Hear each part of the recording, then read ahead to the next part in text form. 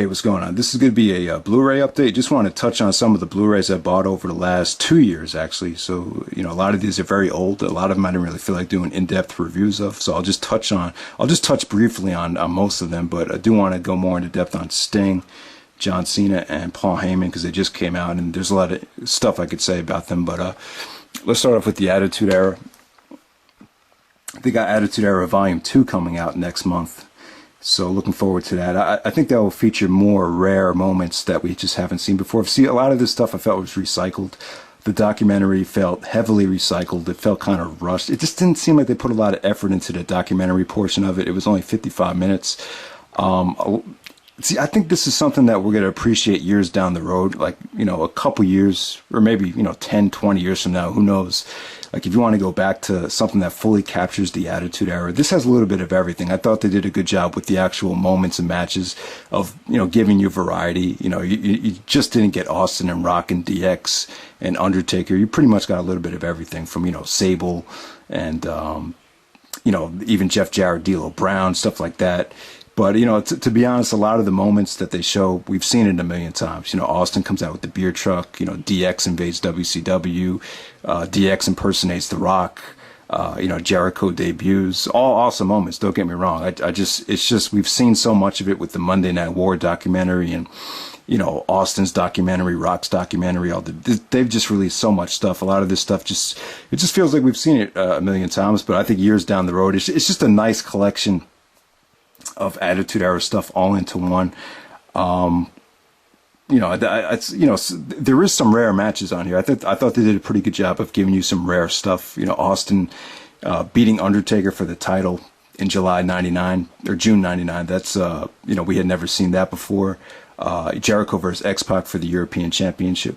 So it does have some some fresh stuff that really hasn't been engraved in our skulls a million times, but it's a fun collection. But I think Volume 2 will just feature more refreshing stuff. But years down the road, it's a nice little thing. But I just wish they would have went a little bit more in depth, and they put a little bit more effort into the documentary portion of it. So there you go with that.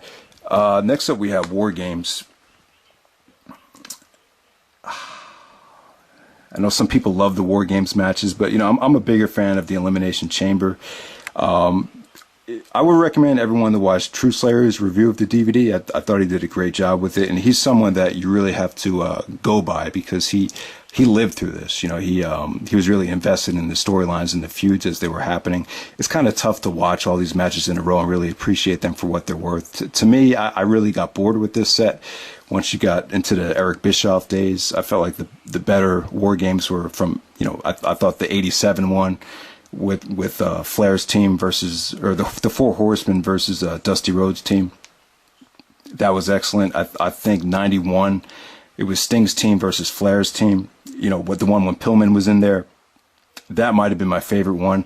It's pretty much a toss-up, '91 or '92. '92 you had Sting's, what do you call it? Sting's Coalition, or Sting's I forget what he called his team, but Sting's team versus the Dangerous Alliance with Steve Austin and Rick Rude. Sting had Ricky Steamboat on his team and Nikita Koloff. So that was that just featured a lot of talent. I think one of the problems with War Games is they start off so hot. When you got guys coming into the ring, it starts off so awesome, but as the match progresses, it just, I don't know. Some of them just, like, I just feel like they lose the crowd as the matches progress. There's actually one with Benoit. Benoit's in one of them. He actually wrestles the whole match, but that one was actually pretty average. Some of the later ones, particularly like from the one from 2000, they just didn't hold up for me. I would actually recommend watching this, maybe one or two matches at a time. Definitely do not recommend watching this all the way through. I just think you'll enjoy it more if you watch it in doses. But yeah, it's pretty cool that they got all the War Games all on one set. There's actually some Blu-ray exclusives where feature some ECW War Game style matches. There's one from CyberSlam '99. There's also one from ECW December to Dismember '95. So yeah, definitely check it out. I would say that the '87 one, the '91, and the 92 War Games matches. If I could pick three to check out that are must see, those I would check out. The Tower of Doom one, I thought that was kind of weird. It wasn't really my cup of tea, but if you want to kind of, relive what the 80s was about in pro wrestling, I think that was that'd be pretty cool to check out, the Tower of Doom War Games match. But all right, so let's move on to the Ultimate Warrior. I just want to say this about the Ultimate Warrior passing away and the Hall of Fame. It was really freaky, man. Him passing away right after he got inducted into the Hall of Fame. But on the bright side of it, at least he got in. After what we've seen with some other people, how they've ruined their legacy. It's I'm still happy. I'm still happy he got in, and he still has his legacy.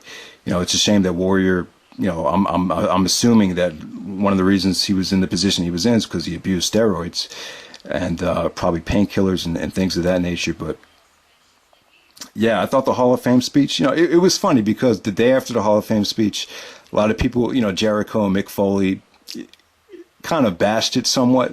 Jericho said it went like in 50 million places, and Foley wasn't too keen on it. But after he passed away, it seemed like everyone had good things to say about him. So, I was okay with the Hall of Fame speech. I was just happy he ended his career the right way and ended things on good terms, and was able to make this DVD documentary. It really wasn't a documentary. It was, just matches, but there's some really, really good Warrior sound bites. They sat down, they took his time, they took their time with it. He really didn't counter anything from the Self-Destruction of the Ultimate Warrior DVD. It was just pretty much just, it was just him trying to, celebrate his legacy. It was all positive stuff. He told some really good stories about when he just broke into the WWE, how he, he had a sprained ankle and tried to, reduce the swelling by opening it up, and almost got a staph infection. He just showed how he went above and beyond, to promote the Warrior character, or how he lived the Warrior character. As far as the matches go and the overall presentation, it's great. There's pretty much everything you could ask for is on here. There's some vintage gems with Ted DiBiase and Mr. Perfect. Some really, really cool segments and matches with The Undertaker. All the Macho Man stuff was really fun to watch. And I'm glad they included the WrestleMania 6 and WrestleMania 7 matches. Even though they've been released a million times, it's just cool to have all the Warrior stuff on one set. So I thought that was cool. See, this is everything I think the Sting DVD should have been. If they were going to do a match compilation, you might as well just fill it up and just put everything on it. The only match I think was missing here that was pretty much considered really, really good was the Macho Man SummerSlam 92 match. But that's actually going to be on Macho Man's documentary coming up. But if I would say the three best Warrior matches to me are Rick Rude from SummerSlam 89, the Hogan match from WrestleMania 6, and obviously the WrestleMania 7 retirement match with Macho King Randy Savage. So yeah, man, I thought this was, I would have loved to have seen a documentary style for this, but since they already did a documentary with the Self-Destruction of the Ultimate Warrior, I'll go for this. Yeah, I thought the Self-Destruction of the Ultimate Warrior was fun to watch, even though it wasn't totally accurate. It wasn't totally false. So, and he didn't really, I was really dying to see him counter some of the people that bashed him, and I was hoping he would follow up on the SummerSlam 91 incident, but we didn't really get that. So, but if you love Ultimate Warrior, definitely check it out.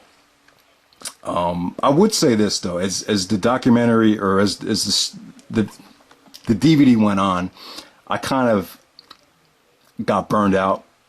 I just felt, I don't know, just something is like, I could, I'm a big Warrior fan. He was my favorite wrestler growing up, but I could totally understand if, someone thought he was hard to work with, or thought he was kind of an egotist, or thought he was a dick.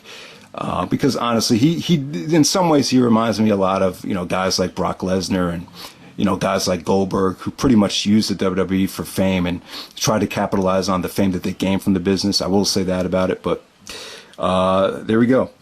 So let's move on to wrestling's greatest rivalries. Really not a lot to say about this. I thought this was fun. I thought the match selections were good. They gave us rare, matches that had never been released before. I thought they did a good job with the selection. As far as the documentary goes, it's something different. I thought it was pretty classy. They had this woman come out in like a chemist outfit, and all the they had the periodic table of elements. They kind of incorporated, that into, the all the rivalries before they would show a match. It was just pretty well done as far as the graphics go. But obviously, whenever you do a top 25 countdown, you're gonna leave some stuff out. I'll just go over some of the stuff I thought they left out. I thought they left out Jericho versus Michaels, Bret Hart versus Owen Hart, and Jericho versus The Rock. Those are just three of my personals that I definitely would have had on the list. One that they didn't have was Angle Benoit, for obvious reasons, I understand it. But if we're talking about as far as, competitive rivalries go, as far as competition and athleticism, it doesn't get any better than Angle versus Benoit. So, number one wasn't Andre and Hogan. It was actually Rock versus Vince. I'm sorry, it was Stone Cold Steve Austin versus Vince McMahon. That was actually number one. Bret Hart and Shawn Michaels was 2. I believe Ricky Steamboat and Ric Flair is actually number 3, which to me was more of a feud, not really, or actually, yeah. What am I saying? This is the rivalries, right? So that is a rivalry. I was thinking. Okay, yeah. Steamboat and Flair, I can see that. That's more about the matches, not really about the feud. So Andre and Hogan was 4, actually. So there we go with that. This was fun. I wouldn't say it's must see. It's kind of a filler, something filler that they came up with, but So next up we have Shawn Michaels, the Mr. WrestleMania set. I didn't really watch any of the matches. I think all the matches are still pretty much fresh in people's minds. Really wanted to get this. There's some really cool stuff before the matches. Shawn talks a lot about how he felt and just some interesting things about his opponents before each and every match. He came off very mature and respectful of all his WrestleMania opponents.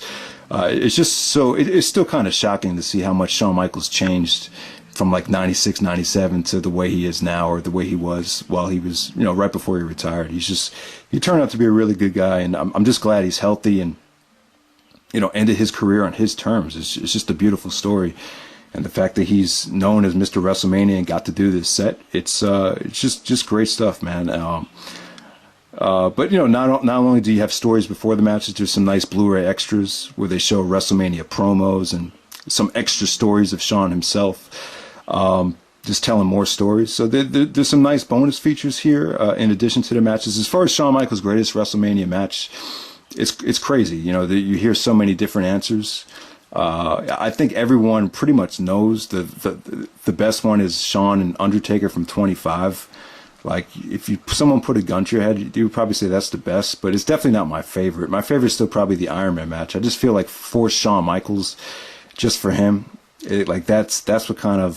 that's the match I think of when it comes to WrestleMania for Shawn. And the proof is on the cover. That's WrestleMania 12 right there. So a lot of people think that match is overrated, but I still do love Shawn versus Bret from WrestleMania 12. So there we go.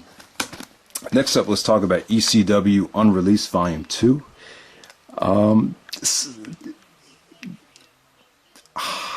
What can I say about this? Was good. A lot of the stuff I did enjoy. However, though, I just feel like they could be a little bit more creative with their ECW library. I'd love to see like a Taz compilation or a Rob Van Dam compilation, or maybe, I would love for them to release a lot of pay-per-views, like on a set. Maybe they could release like the 1999 pay-per-views or not the 95 shows in like a set, instead of just giving us a whole bunch of random unreleased matches. I don't know. That's just me. I just feel like they could be a little bit more creative with it. But, Joey Styles and Tommy Dreamer do host it. There's rumors of them doing a Volume 3 pretty soon. I really don't know how much else they're going to show. One match I'd like to see released is RVD versus Lance Storm from Guilty as Charged 99. I think that would be awesome if they released, some more classic RVD stuff. But, RF Video and High Spots, they have a lot of ECW stuff. The problem is the quality is just not that great. But with Volume 2 here, I was just disappointed with some of the early stuff. The Jericho Sabu match was actually on a fan cam, so that kind of sucks. The quality was pretty crappy. I definitely enjoyed it, though. There was some RVD and Sabu tag matches, a lot of 6-man tags. The Michinoku Pro 6-man tag right before Barely Legal, that was cool. Taz versus Sabu versus Bam Bam Bigelow in a three-way dance. I thought that was really good. Probably the match of the set was Dean Malenko, Mick Foley, and who was it? Malenko, Foley, and somebody else taking on the Steiners and Eddie Guerrero. I thought that was probably the best match on this set. So that's ECW Unreleased Volume 2. It seems like the ECW catalog is kind of running its course. I just feel like Volume 3 needs to be a little bit better than this one, but this was still enjoyable. They're giving you a lot of rare stuff that you hadn't seen before, so that's always a good thing. But I think they could do more with the library. Like I think they're like, so let's go to WCW and Goldberg. I think they're doing a much better job capitalizing on the WCW library. They're really getting everything out there. Just some thoughts on Goldberg. You know, I just think when he came to the WWE, the timing was kind of awkward. He came in at a weird time when, you know, the WWE was really all about wrestling with, you know, Kurt Angle, Brock Lesnar, Team Angle, Eddie Guerrero, you know, Jericho, RVD. There's just so much good talent in there. I just felt like they really didn't need Goldberg, but for whatever reason, they signed him to $1 million contract right after Christmas in 2002, and I don't know. I just think the timing was kind of off. There is some memorable things about his 2003 run, which I like. I do like Goldberg. I think he has a great look. I think he's a great athlete. The problem is he just wasn't a wrestling fan, just doesn't have a lot of respect for the business. But I think with proper training, and if he grew up more of a fan, had more of an understanding for the business, it's scary how good this guy could have been. But as far as this compilation, I have fun with it, man.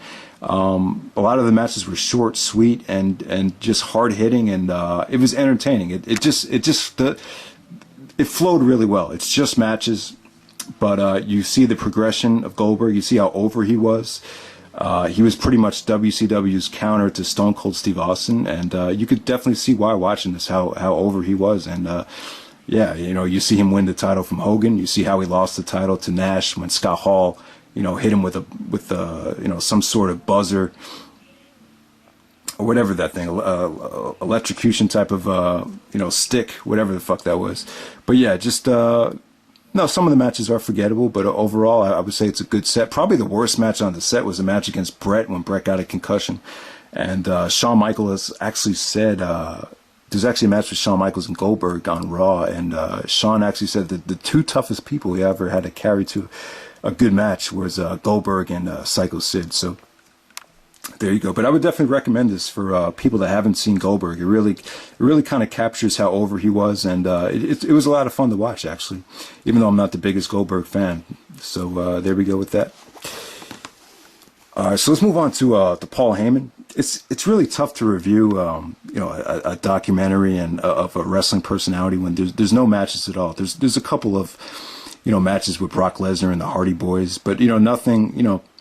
Really, you're not going to buy this for any matches. This is just a documentary about a manager and a whole bunch of promos, some great promos. Really, the selling point of this is all the shoot promos you get in ECW. The ECW promos are awesome, and you got the promo on Vince McMahon from SmackDown right before Survivor Series 2001, one of the best shoots of all time. The sports entertainment, I call it the sports entertainment shoot. That Paul Heyman does on Vince, and you know, this is a great documentary. A lot of stuff that wasn't talked about in the rise and fall of ECW gets talked about here. A lot of, you know, behind the scenes stuff with ECW. As far as the WCW stuff, they really didn't go into depth about why Paul Heyman was fired. If you go to Wikipedia, they'll talk about how a lot of it had to do with anti-Semitism. Paul Heyman being fired from WCW because he was Jewish. That they didn't talk about that. Paul actually declined to talk about it because he said that the WWE might possibly get sued because of it. I can't really explain why that is, but you know, the beginning of it was really cool. How he just told a great story about how he really did wherever he could to be a part of the business. You know, Vince McMahon Sr. played a huge part in his success, and he went down to Atlanta and snuck in on you know, production meetings and talked to Dusty Rhodes, and he just he really the message I got from it is that he's just a really passionate kid, followed his dream and used everything he could to his advantage, and a lot of it had to do with his mother being a Holocaust survivor and his father was a lawyer. He just learned a lot of tricks from his father. And if it wasn't for his father, Paul Heyman wouldn't be the man he is today. It just seemed like that mentality, that gift of gab, hustler mentality that Paul Heyman had. A lot of it just came from his parents and his upbringing. And I wish I could be a lot more like Paul Heyman. He's just so ambitious. He's just so passionate. He's got drive. He knows how to change with the times too. That's some of the things that we've criticized, Vince McMahon and Jim Cornette and maybe even Jim Ross for. I think Heyman is one of those guys. No matter how old he gets, he's almost 50 years old, but he still, adapts and changes and knows what the audience wants. So you just get a lot of that from it. As far as the behind the scenes stuff from ECW, they went really into depth about how WWE supported ECW because of Too Cold Scorpio, Flash Funk, and Tommy Boy Records because of his theme song. Vince McMahon wanted Too Cold Scorpio on his roster, but the problem was Tommy Boy was giving ECW $1,000 a week in sponsor revenue. So Paul Heyman wanted Vince to make that up to him. So Vince paid ECW $1,000 a week in return for the services of Too Cold Scorpio, aka Flash Funk. That was an interesting story. They didn't really go into depth about that on the rise and fall of ECW. Also, a lot of stuff with bankruptcy and checks. And one of the reasons why Paul Heyman waited so long to pay everybody, or waited so long to file for bankruptcy, was to make sure that everyone's checks were cleared. Because after 90 days, if you file for bankruptcy, the checks become, they could actually, the banks or whatever could take the money back. So that was an interesting story. So they really went into a lot of depth about, ECW. Just a lot of great sound bites from RVD and old school ECW guys. Stephanie McMahon gave a lot of great sound bites. I was kind of disappointed with Brock Lesnar, though. You would think because Brock and Heyman are great friends, you would just expect Brock to be a little bit more compassionate, and I'm trying to think of what the right term is. I don't know. You would just expect Brock to be a little bit more open, but it still seems like he just has a tough time just speaking from the heart. I don't know. It's just kind of weird, but yeah, I mean, they really went into depth about Paul Heyman's success on SmackDown, some great sound bites from Edge. Paul Heyman wanted, Edge to be like his Sting of SmackDown, and they talked about how SmackDown destroyed, Raw in the television ratings and merchandise when Paul Heyman was booking it. They really went into depth about how Heyman went above and beyond to make sure Michael Cole and Taz got the respect that they deserved. So yeah, that was really cool. SmackDown was amazing from, mid 2002 till, I would say summer 2003 or whatever. So, yeah, a lot of stuff about the resurrection of ECW on Sci-Fi 2005. Heyman, he kind of sounds like he's very regretful of it. Very regretful of, bringing back ECW. I think he wishes maybe ECW One Night Stand 2005, just the first one, and then that should have been it. So, yeah, I mean, what else to really talk? It was, some ways I kind of blame RVD. I feel like if RVD didn't get, busted for weed, I felt like it wouldn't have gone down the pipe so fast.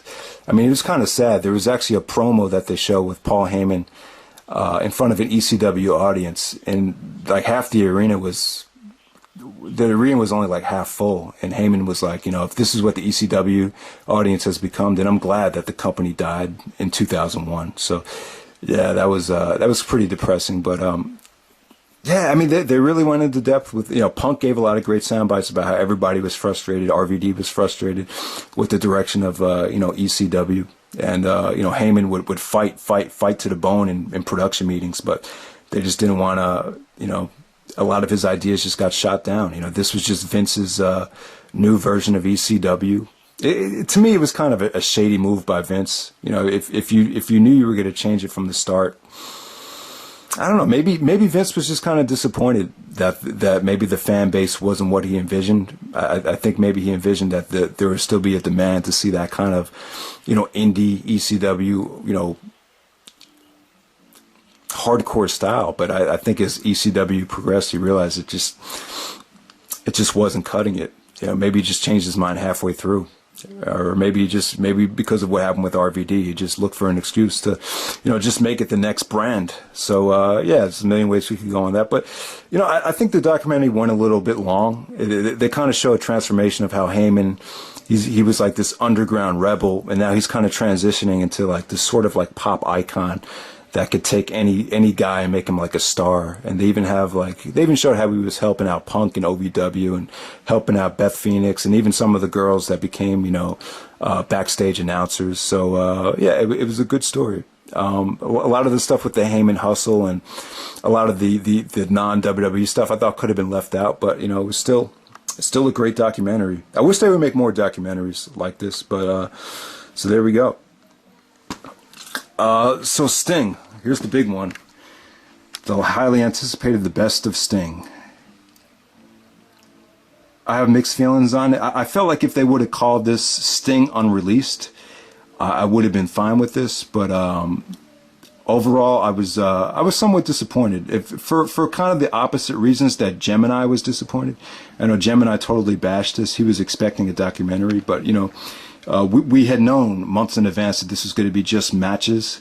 My problem is it just wasn't the best of Sting. I thought it was a poor representation of how Sting could be. There's just so many great matches that I've seen Sting have that could have been on this set, and there's a lot of matches that I haven't seen yet. There's just so much more I feel like that's out there that they didn't give us. Yeah, it's not a documentary. There is some good interview footage. There's an interview with Sting from '95. And an interview with Sting from '98, and they kind of insert them sporadically before certain matches. Some of the highlights from the set. There are some good stuff. I was really disappointed. He was having this awesome match with Flair from it wasn't a Clash of Champions match. It was a different match. It was like from '87 or '88, and they actually went off the air, and the whole match didn't make the television program, so it got cut short. So they didn't show the whole match. So that kind of left me with a bad taste in my mouth. But at least they showed it. I'm assuming it was a rare Flair match. The Flair matches were great. They also showed Sting versus Flair when Sting won the belt from Great American Bash '90. I thought that was a good match, not great. I think the best Sting versus Flair match is definitely Clash of Champions, which is 45 minutes. They already released that on a couple other DVDs, the Flair DVD and the Clash of Champions DVD. But, some of the best matches from the set were matches that you really wouldn't think were great. The Great Muta match from '89, I would say Sting and Great Muta had a better match at Starrcade, but that just had a crappy finish, but it was great while it was going on. I think Muta and Sting are a great combination. Sting versus Nikita Koloff, I thought that was really, really good. Sting versus Ron Simmons was good. Sting versus Barry Windham was solid. A lot of the older stuff from like '88 to '92, I would say, were the matches to check out. It's some of the best Sting matches that I've seen or that I've heard about that I really wanted on the set. Sting versus DDP from Nitro '99. That's a great Sting match. Sting versus Vader, I believe from Slamboree '92, or even Great American Bash when they showed Vader winning the belt. I'm sure those were a lot better. The Vader match that they put on here was barely even 5 minutes, and it had a terrible ending. Sting versus Flair from '94 Clash of Champions. That's another great one. That's not on here. Just a couple other Sting matches. Just so this is definitely not the best of Sting. I would have rathered have them. One of the problems with WWE DVDs over the past is that a lot of complaints were fans don't want them to, show reruns, to show matches that had already been shown on previous DVDs. But I feel like with the best of Sting, or if you're doing the best of anything, you definitely need to incorporate the best of the best, because 10, 20 years when we look back on it, a lot of these matches are not going to hold up. So like I said, guys, the first disc of the Blu-ray set was good. I really love, when Sting, when he was Surfer Sting, when he had the blonde hair surfer cut, those were the better matches. The second disc, when he was in, when Bischoff took over, all the matches, it wasn't about the matches. They just showed a bunch of crap that they had never shown before. All the matches were from Nitro. They were all Nitro matches with crappy finishes. I mean, the best match on the set was probably, or on the second disc, was Sting versus Booker T. That was solid, but besides that, every other match was highly disappointing. Even the match with Bret Hart, Yeah, I mean, Sting versus Bret Hart, you would expect something great, but it just wasn't great. A lot of those matches don't deserve to be on DVD sets. They just don't. So it's a mixed bag here. I think there's some good matches from Sting's early reign, but this is definitely not the best of Sting. I will say this: I have a lot of respect for Sting. He's the one guy that didn't need Vince McMahon to become a huge star. He's probably the greatest wrestler ever not to have wrestled for the WWE from the United States. Just have more respect for him now. You know, when I was a kid, I was a bigger fan of the Ultimate Warrior. You know, Warrior was my guy. You know, there was just something about the WWF and Vince McMahon's presentation that WCW just lacked compared to the WWF. You know, I always felt somewhat of a disconnection from Sting growing up and the WCW product. But now that I'm older now, I just have a lot of respect for this guy. He's a tremendous worker. He's a much better worker than Warrior. And definitely, I would say, you know, probably a better person. I don't mean to be an asshole by saying that, but I think Sting is a great guy. You know, and after seeing this set, it really gets you excited. I really want to see, you know, Sting versus Undertaker at WrestleMania. I would love to see him in the Hall of Fame. I think another Sting DVD will be done down the road. I think the WWE was smart to release a match compilation, but I just felt like they gave it the wrong title. The Best of Sting it's just a misguided title. You know, when Sting gets into the Hall of Fame and, you know, hopefully has the match with Taker, they could do a documentary, and then you really got to go all out and give us better Sting matches. I'm just dying to see, you know, some of Sting's best stuff, because this just does not have it on here. I know there's better stuff out there. You know, Sting versus Vader, you know, Sting versus, you know, DDP, Sting versus Flair, you know, from Clash of Champions. You know, those are the best Sting matches that I've seen, and there's probably some other stuff that I haven't seen yet. So, really, guys, that's about it. As far as the Blu-ray stuff, there's a lot of great promos on here. There's some cool segments, like when Sting joined the NWO Wolfpack. They have that segment on there. That was pretty cool. Some of the promos when Sting beat Flair for the title. Just a lot of good stuff there. So there we go. Next video next Blu-ray I'll talk about is John Cena, The Greatest Rivalries. This was really cool.